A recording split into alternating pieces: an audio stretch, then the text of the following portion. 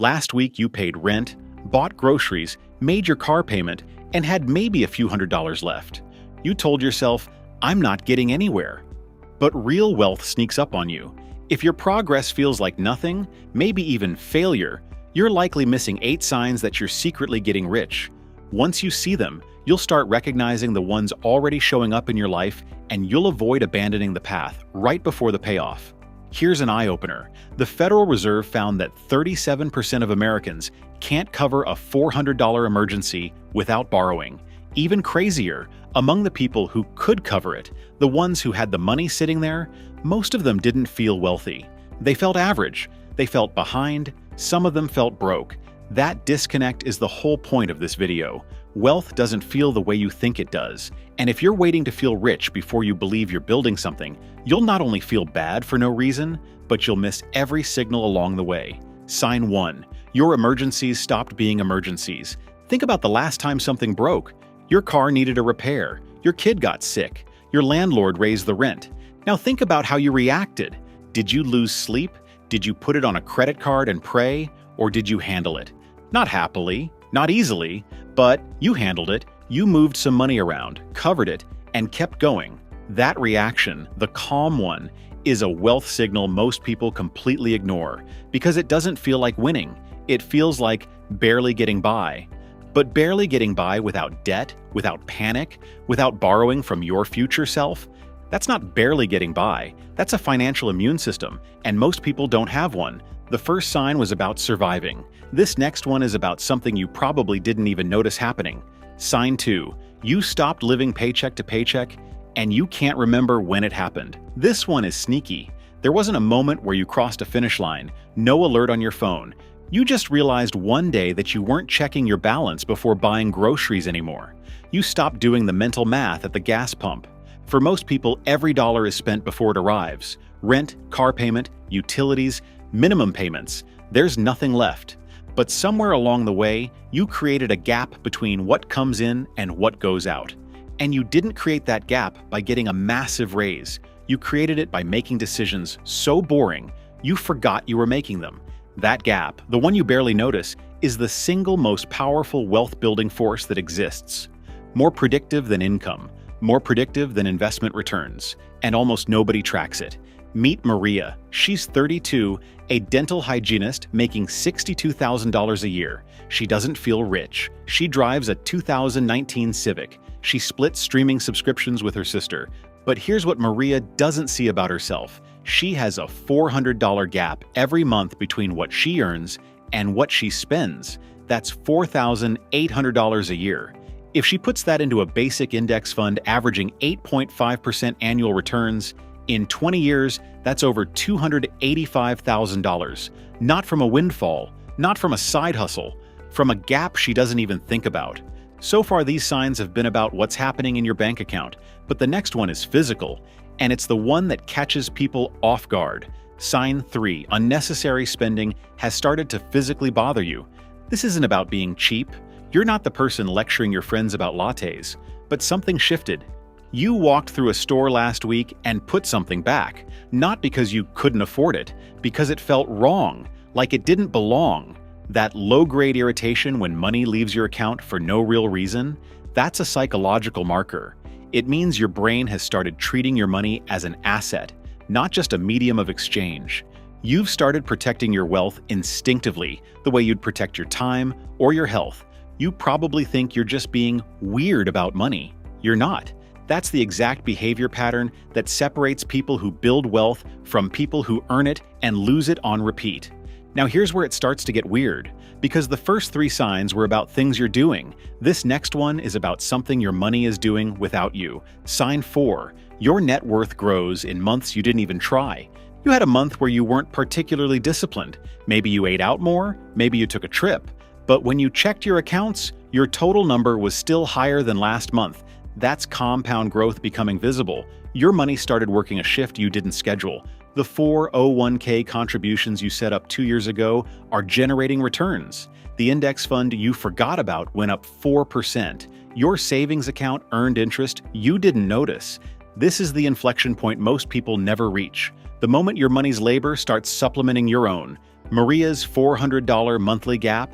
After 5 years, that money isn't just sitting there, it's generating roughly $150 a month on its own. By year 10, it's generating over $400 a month. Her money is now matching her effort, and she barely notices because there's no confetti, just a number that's slightly higher than last time. If you've counted 2 or 3 of these in your own life, you're already ahead of most people. But the next few signs aren't about your money anymore. They're about your psychology, and they're harder to fake. Sign 5. You've automated your money and genuinely forgotten about it. Your paycheck hits. Before you even see it, chunks disappear. Retirement, savings, maybe a brokerage account, and you couldn't tell me the exact amounts without logging in to check. Here's what financial planners don't tell you. The forgetting part is the actual sign of wealth. It means you've built a system that doesn't depend on willpower. Willpower breaks, systems don't. The people who rely on discipline to save, "I'll transfer what's left at the end of the month," almost never build wealth, because there's never anything left. The people who automate and forget are building wealth in their sleep. And they don't feel rich, they feel like they have less money than they should. That feeling of having less is the system working. That one was internal, something only you would notice. This next sign? Other people notice it before you do. Sign 6. People ask how you afford things, and the answer bores them. Someone at work asks how you paid for that vacation, or how you bought a house, or how you always seem to have money for the things that matter. And when you explain it, "I've been saving for a while," or "I just don't spend much on stuff I don't care about," you can see their eyes glaze over. They wanted a secret, a stock tip, a side hustle revelation. They didn't want, "I drive a boring car and put money away every month." But that boring answer is the signal. The people who are quietly building wealth almost never have an exciting explanation. Their money story is a process, not an event. And that's exactly why it works. Because nobody wants to copy it. The unsexy strategy has no competition. And if that one felt familiar, the next sign is going to sound completely wrong until I explain it. Sign 7. You think about money less than you used to. This one seems backwards. Shouldn't people building wealth think about money more? No, the opposite. When you're broke, money is all you think about. It's the first thing in the morning and the last thing at night. Every decision filters through, "Can I afford this?" But when your systems are working, when the gap exists, when the automation is running, money stops being a daily crisis. It becomes background noise. You start thinking about other things. Your kids, your work, what you actually want from the next 10 years. That mental silence around money isn't apathy. It's the sound of financial stability. And most people who have it don't recognize it because they're comparing themselves to people with more, not measuring how far they've come. Now, this last sign is different from the other 7. It's not a habit, it's not a system, it's an identity shift. And it's the one that separates people who are getting rich from people who already are. Sign 8. You've started saying no to things you can easily afford. This is the deepest signal, and it's the one that separates people who earn well from people who build lasting wealth.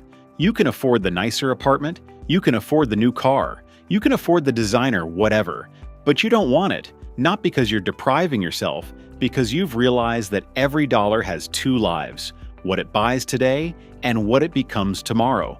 That $300 jacket is also $300 in your index fund that becomes $1,400 in 20 years. You're not doing that math consciously every time, but something in you has shifted. You've started weighing present comfort against future freedom, and freedom keeps winning. That's not restriction. That's a person who's already decided they're going to be wealthy. The money just hasn't caught up to the decision yet. Those are 8 silent signs you're getting ahead. But here's what actually kills wealth trajectories, so pay attention. It's not bad investments. It's not market crashes. It's not job losses. It's the feeling that you're not making progress, because wealth builds on an exponential curve, not a straight line.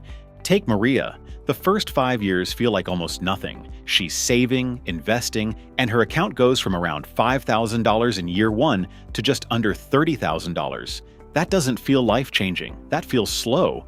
But here's what the math does next. Year 5 to 10, that roughly $30,000 becomes over $75,000. Year 10 to 15, it grows to over $150,000.